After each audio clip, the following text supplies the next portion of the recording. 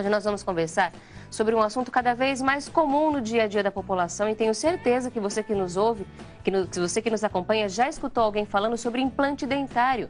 Já fez? Tem vontade de fazer? Acha que o seu caso seria uma boa indicação para fazer implante dentário? Nós vamos conversar sobre o assunto hoje aqui no nosso programa. Já mande as suas perguntas, quer tirar as suas dúvidas? Ligue para nós, já registre a sua audiência e Viver é Melhor já agradece a sua participação.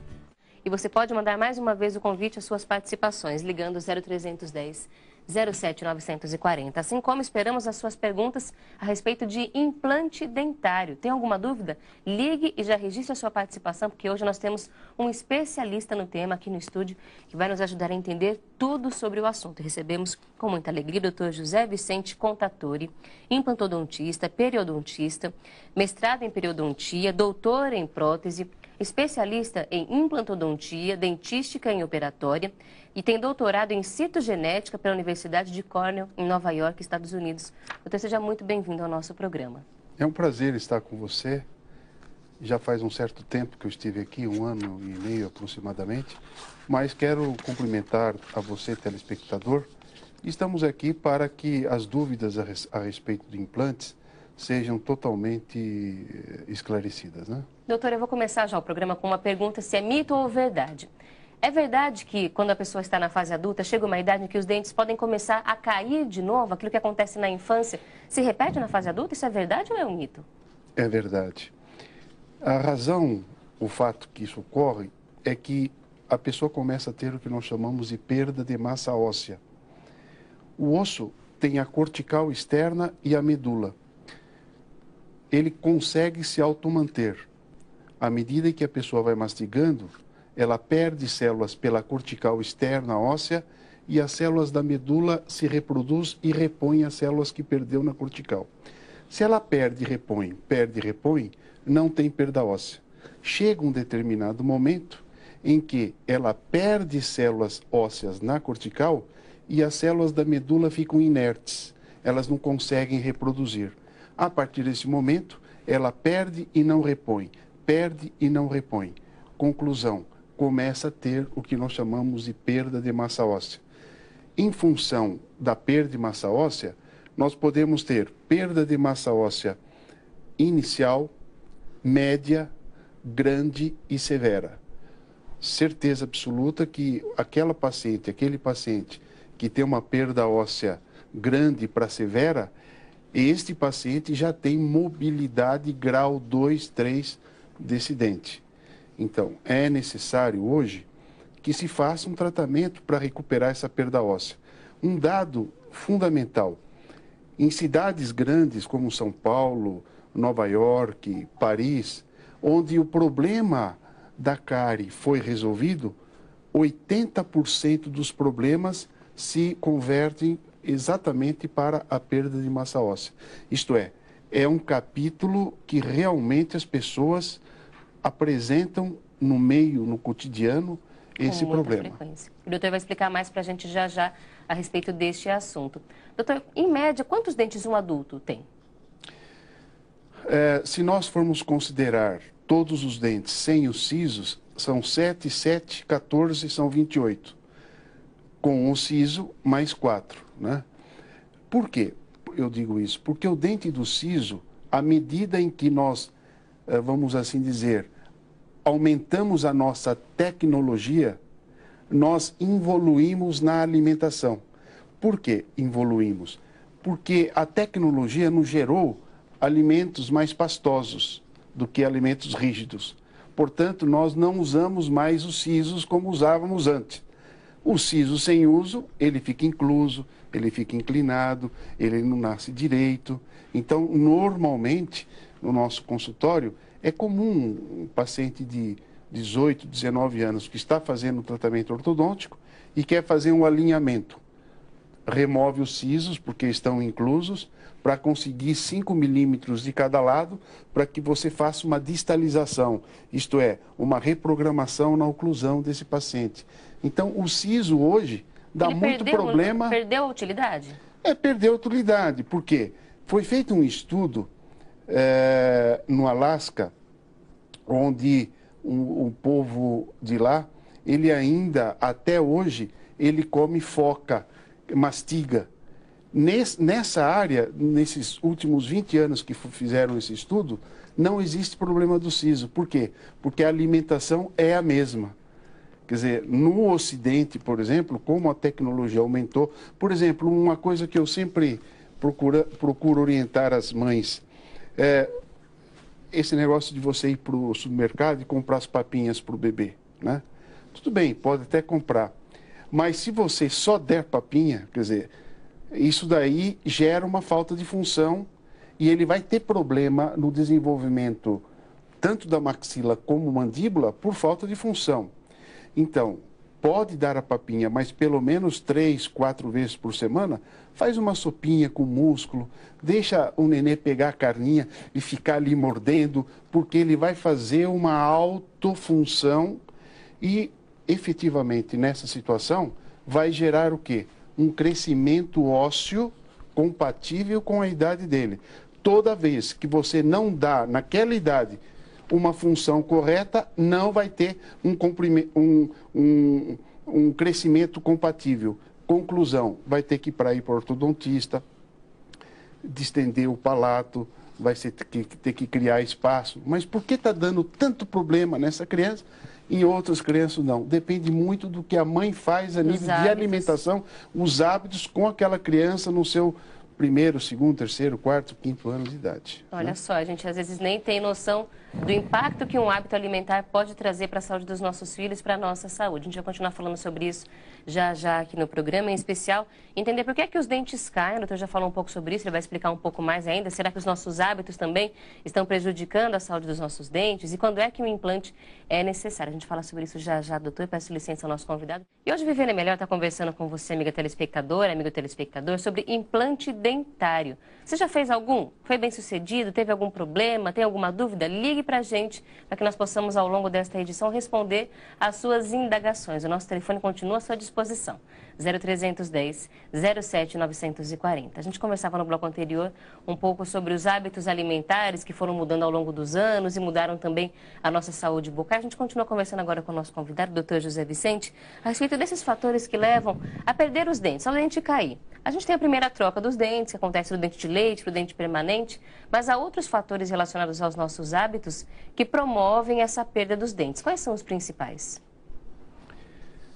Um deles, além da alimentação, é a perda de massa óssea. Um detalhe, a perda de massa óssea, ela não acontece só no paciente de terceira idade. Ela pode acontecer numa criança de 10 anos, 11 anos, 15 anos, um rapaz de 18 anos. Então, a perda de massa óssea, ela não tem idade quando esse fato. Então, ela perde células na cortical e não repõe. A cortical é a parte exterior do dente? A parte externa do osso. Do osso. Então, ela perde células na cortical externa e não repõe na medula óssea. Um tratamento eficaz para isso é o laser de 1800 miliwatts. Porque quando você aplica o laser sobre as células da medula, essas células que têm um metabolismo de 10% apenas, sob a ação do laser, o metabolismo vai para 100%. Isso quer dizer, aquela célula que com 10% estava inerte, com 100% de energia agora, em que o laser dá a ela começa a fazer o que eu chamo de mitose, repõe novas células. Se ela repõe novas células, nós vamos fazer uma regeneração óssea guiada, com reposição de novas células, cujo elemento indutor é o laser. Então, é muito importante você também saber orientar qual é o momento de você intervir com um aparelho ortodôntico para fazer a correção em crianças.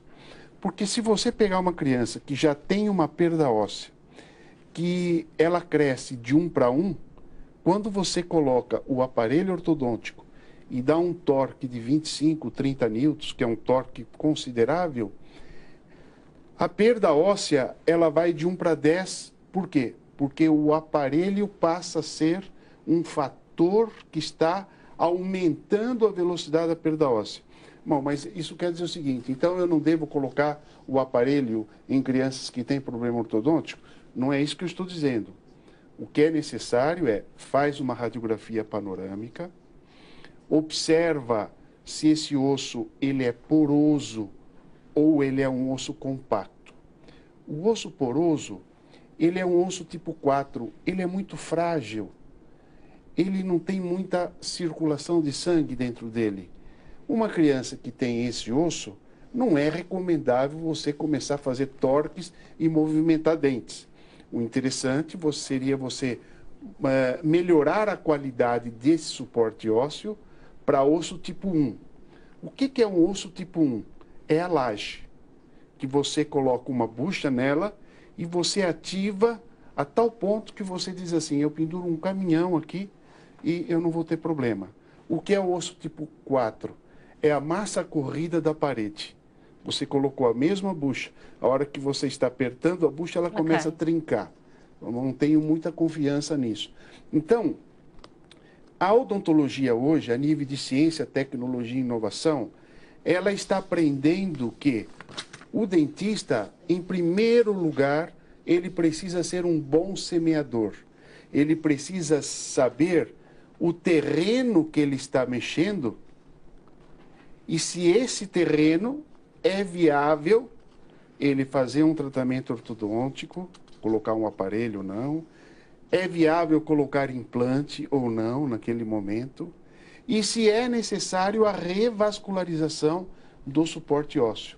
Eu acho que isto é trabalhar com segurança, e isto é trabalhar respeitando os parâmetros. Eu sempre comparo com a agricultura normal.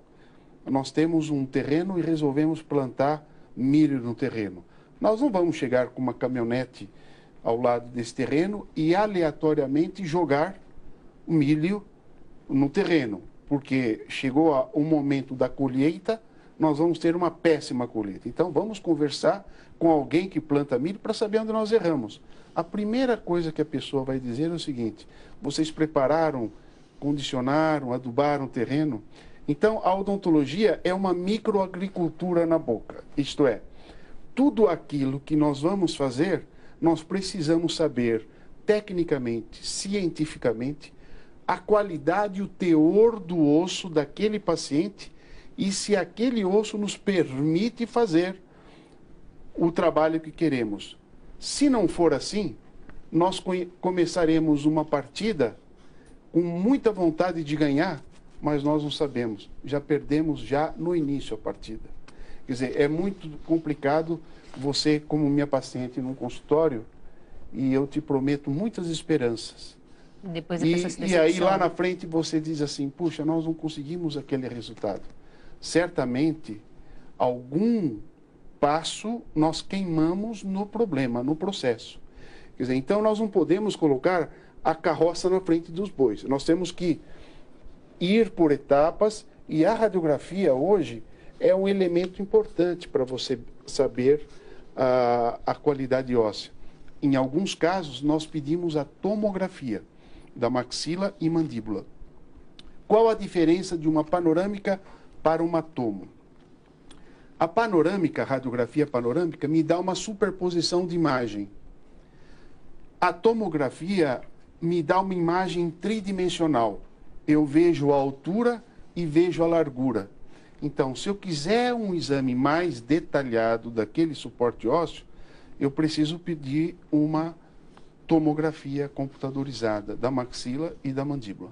E a gente está percebendo o quanto essa área da medicina, da saúde, tem avançado para conseguir oferecer aos pacientes melhores resultados. E um dos grandes avanços que nós tivemos no Brasil, isso foi um grande boom na década de 1990, foi a vinda do implante dentário, que aumentou as possibilidades para muita gente. Nós vamos agora trazer, para colaborar com a nossa conversa aqui no estúdio em São Paulo, um profissional de Porto Alegre, no Rio Grande do Sul, que vai trazer para a gente algumas informações e vai falar agora um pouco para a gente sobre o que é o implante dentário, e a gente continua conversando já já. Vamos acompanhar.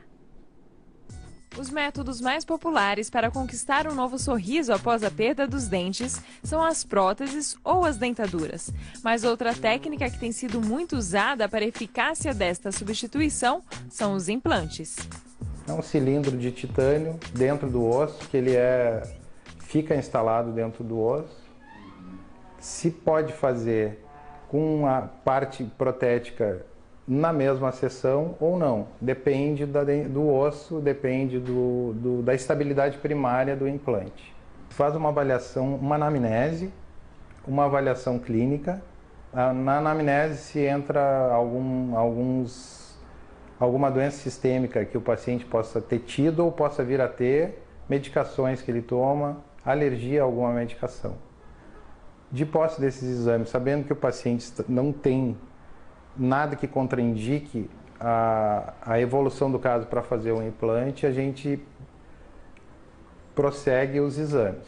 Se faz exame complementar, uma tomografia Conibin para saber a densidade óssea, a altura de osso, se o paciente tem ou não condição de colocar o implante. Se perdia muito. A osseointegração era feita muito diferente.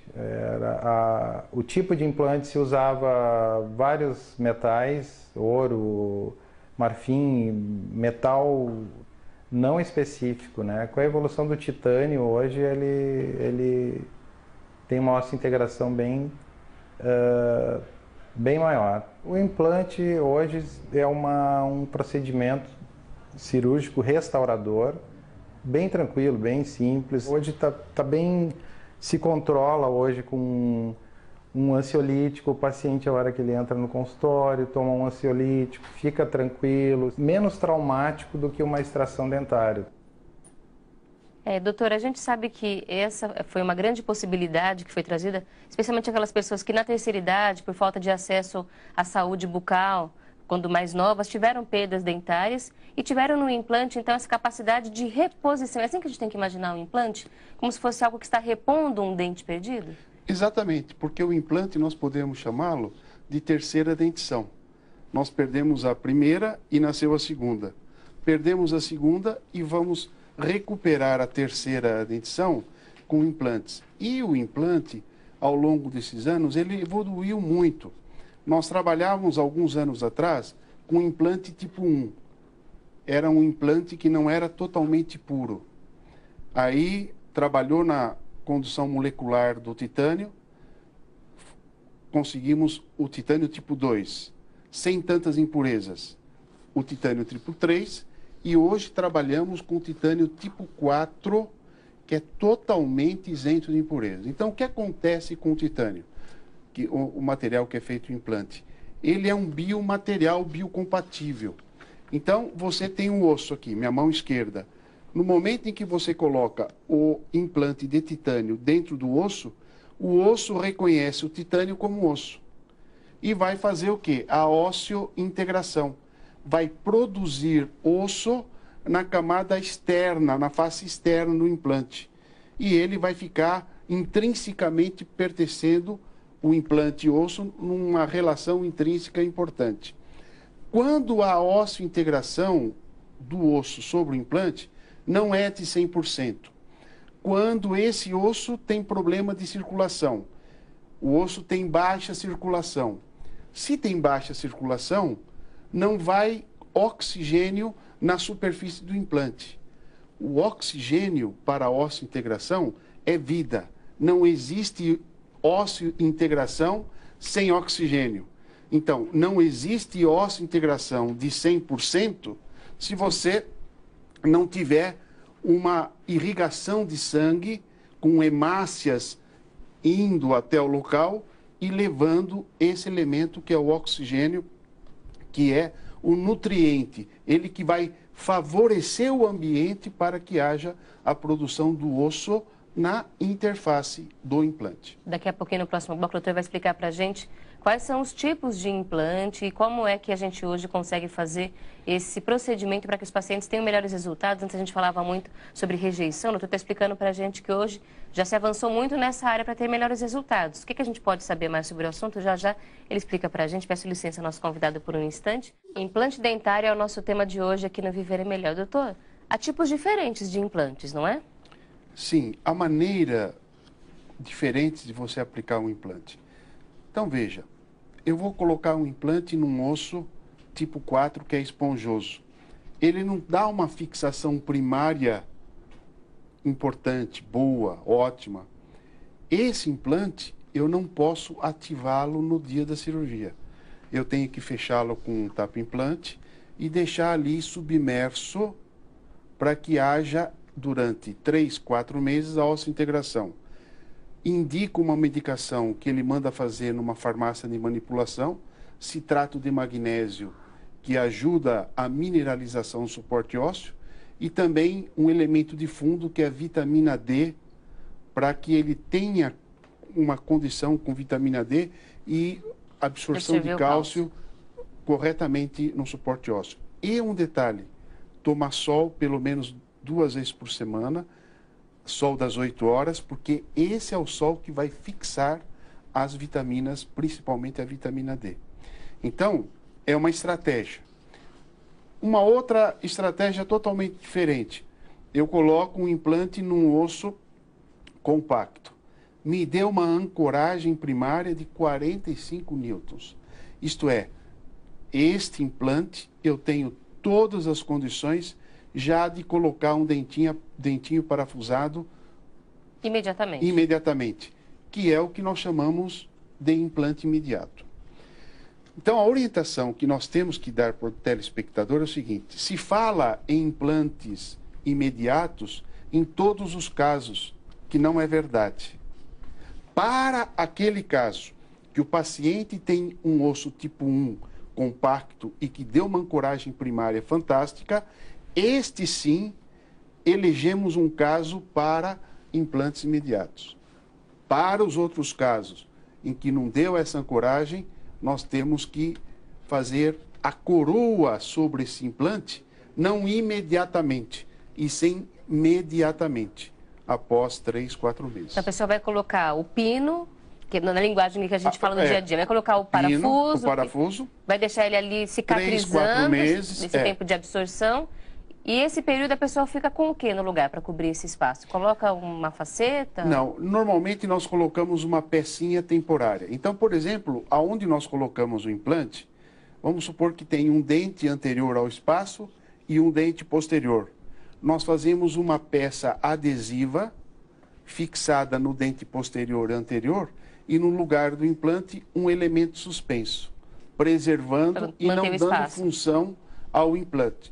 E a pessoa come normalmente com aquele dentinho. E ela fica esse período se adaptando para depois, então, de alguns meses, conseguir colocar o implante de verdade, efetivo. Colocar a coroa sobre o implante corretamente. E aí que você percebe que é importante conversar com o médico, antes com o especialista, para que você saiba exatamente quanto tempo vai durar o seu tratamento, quando é que você vai ter condições mesmo de colocar o implante, de colocar a coroa, porque há tratamentos diferentes. E no próximo bloco, o nosso convidado vai explicar para a gente um pouco mais sobre o que é preciso ser feito para que não haja problemas nesse processo todo, para que não haja rejeição. Antes se falava muito sobre isso, o que é rejeição, ainda continua acontecendo.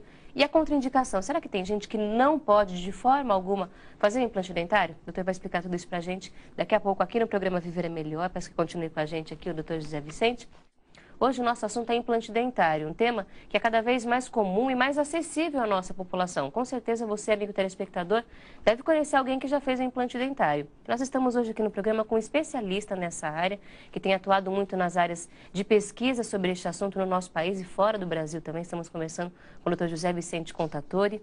Doutora, a gente falava no bloco anterior sobre os tipos de implantes, as estratégias diferentes que um especialista tem que promover para conseguir chegar a melhores resultados. Aí a gente pensa logo em um assunto que era muito comum quando o implante chegou no país, eu não sei hoje se ainda isso é tão frequente, que é a rejeição.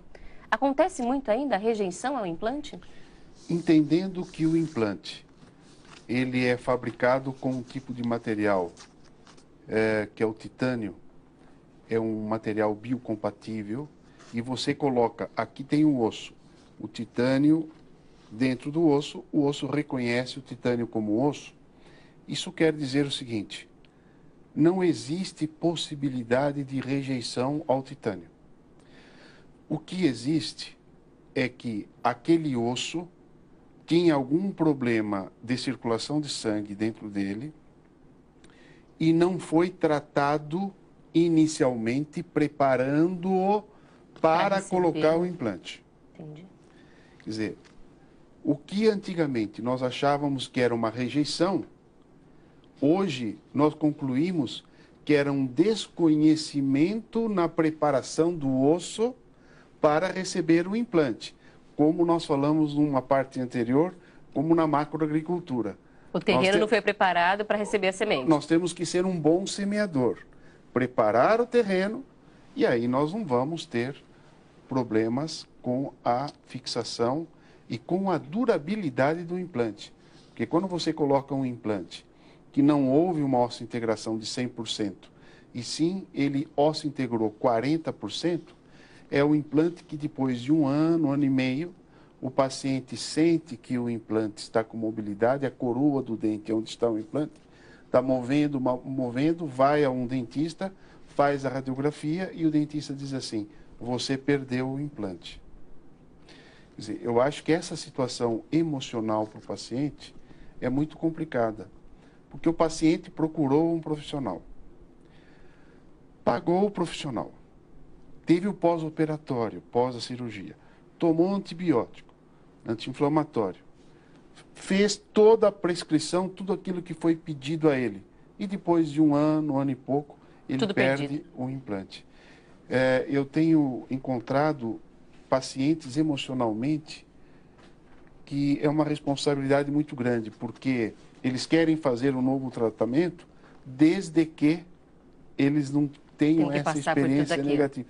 Então, é um caso diferente de um caso normal, de que um paciente que nunca fez implante está lá para fazer um implante. Então, para esses casos, nós precisamos ter um cuidado redobrado. Por quê? Porque nós temos que atendê-lo odontologicamente e emocionalmente. Ele precisa ser trabalhado emocionalmente, o paciente. Quando é que o implante é a melhor solução para uma pessoa? Quais são as principais indicações de um implante dentário?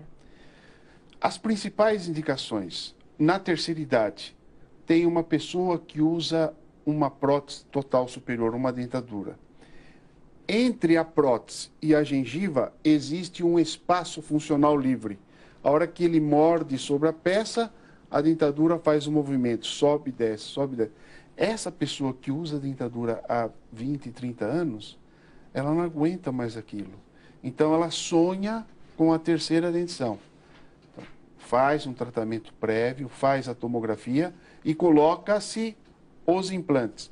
Vamos supor, vamos colocar 8 implantes em cima e faz uma fixa parafusada de 14 elementos sobre 8 implantes. Nós não vamos fazer implantes dente a dente.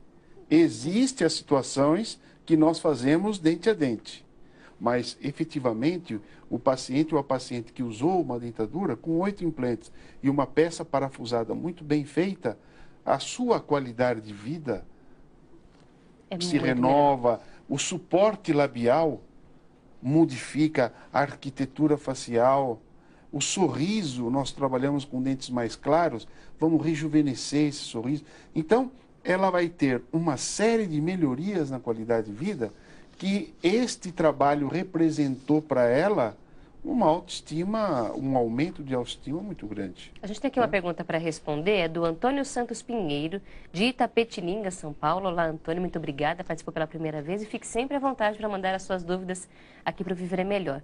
Ele pergunta o seguinte, doutor, se a gente pode fazer o implante imediatamente após a extração do dente, pode ser feito dessa forma? Este é um momento ideal para você fazer o implante. Tira o dente e já coloca o pino. Aí nós vamos fazer uma perfuração aonde estavam as raízes desses dentes e já aplicar o implante. Por quê? Porque se você extrai o dente e não coloca o implante, a remodelação óssea até você fazer o implante vai demorar 6 meses. E o paciente vai perder o osso por falta de função. Isto quer dizer, se eu tiro o dente e coloco um implante, este é o melhor momento. Quando eu não devo fazer esse procedimento? Vamos supor que esse paciente ele quer extrair o dente e colocar imediatamente o implante na extração. A contraindicação é se esse paciente apresenta uma diabetes tipo 2, com uma alta taxa de glicemia em 200, 220. Isto é, Este paciente tem problemas de microcirculação periférica. E o osso da boca nós consideramos periferia na microcirculação. É efetivamente que com um problema de microcirculação não vai dar nutrição. Se não tem nutrição, não tem oxigênio. Se não tem oxigênio, não vai osso integrar. Esse implante vai ter problemas na sua maturação. Então, existe um problema sistêmico que contraindica. Agora, se tudo corre bem, quer dizer, o paciente com exames complementares, está tudo certinho, não tem problema nenhum, e ele quer extrair, colocar o implante, essa é a melhor indicação. A extração e coloca o implante. Ele coloca aqui uma pergunta se o senhor conseguiria indicar um valor aproximado desse tipo de procedimento. Eu aconselho ao telespectador, pode entrar no nosso site, que é o www.odontologiacontatori.com.br, e lá tem todas as informações. Eu acho mais interessante. Inclusive porque é muita variação pela região do país, na cidade. Exatamente. Fica então essa fonte de informação para você, amigo telespectador, que quer saber mais sobre o assunto. Você acompanhou ali no GC o endereço do site que o doutor indicou para que nós possamos entender melhor o tema. A gente vai acompanhar agora uma última parte da entrevista que nós fizemos com um profissional também em Porto Alegre, no Rio Grande do Sul, colaborando aqui com o Viver é Melhor de hoje. Vai falar um pouco mais sobre a importância dos nossos hábitos para manter a saúde bucal e como isso também está relacionado aos implantes.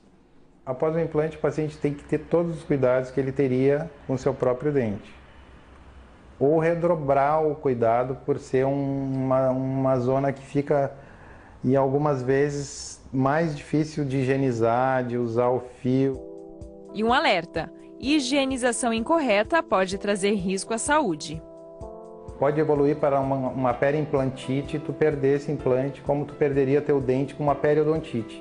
O cirurgião dentista destaca ainda a importância do paciente saber o seu histórico da perda dentária.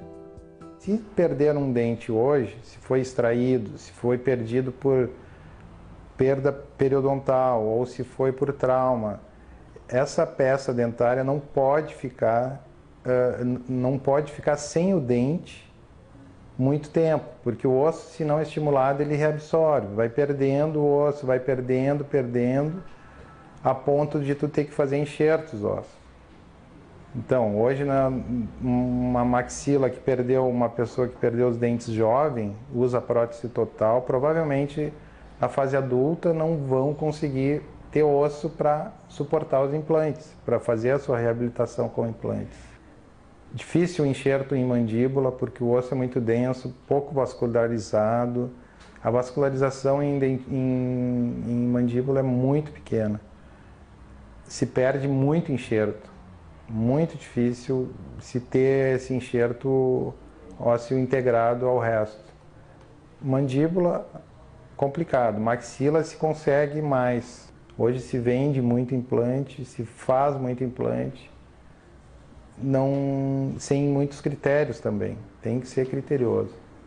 E a gente reforça mais uma vez a importância de procurar um especialista na área, um dentista, implantodontista, muitos profissionais que já têm especialização nessa área. Nosso convidado hoje traz para a gente essas informações, inclusive a respeito dessa confiança que a gente tem que ter no profissional e também de quantos bons hábitos antes do implante e depois do implante são ainda mais importantes, né, doutor? Um bom hábito. Nós sempre dizemos ao paciente que ele deve escovar o dente pela manhã, pós-almoço, pós-jantar e à noite. A melhor e a mais importante escovação é a escovação antes de você deitar. Por quê? Porque normalmente num pH neutro, a bactéria ela se multiplica a cada 1h30 aproximadamente. Quando a paciente ou paciente tem o pH ácido, essa mesma bactéria se multiplica a mais ou menos cada 15 minutos. Isso quer dizer que, se você tem um pH ácido e ela se multiplica a cada 15 minutos e você dorme 8 horas, quantas gerações de bactérias você não vai ter numa noite só? Numa noite só. Essa é a razão pela qual eu digo assim, você não tem tempo para escovar após o almoço? Faz um enxaguatório, eu entendo perfeitamente. Mas o que eu não entendo é você não fazer a escovação antes de deitar, porque essa é que você vai combater a virulência dessas bactérias. Então, você vai entrar com uma pasta, com uma escova e um enxaguatório bucal que tenha antibiótico na sua forma e ele vai diminuir a virulência dessa bactéria. Então, o fato de você ter uma boa escovação antes de deitar com o enxaguatório correto, sem álcool, porque o álcool, o enxaguatório com álcool, ele descama a mucosa, dá muitas ulcerações. A orientação é sempre o enxaguatório sem álcool. Sem álcool. Então, efetivamente, nesse momento, você vai dormir mais tranquila após uma boa higienização oral. Por quê? Porque as bactérias, enquanto você está dormindo, elas estão fazendo um belo estrago quando essa escovação não estiver correta. E não estando correto um dia após os outros, o que vai acontecer? De um pH neutro, você começa depois de uma semana a ficar com pH ácido. Já entrou num ciclo vicioso e essas bactérias se multiplicando a cada 15 minutos e você é tomado de situações como periodontite, como o colega disse. Para os pacientes que têm implantes, implantodontite, que começa a ter a perda do suporte ósseo ao redor do implante, tudo isso é efetivamente claro. Eu gostaria de deixar ao telespectador, eu tenho uma conta no YouTube com o nome de José Vicente Contatore. Se você digitar José Vicente Contatore no YouTube, você encontrará lá mais de 400 vídeos sobre o tema. Nós fazemos muito ciência, tecnologia e inovação na odontologia.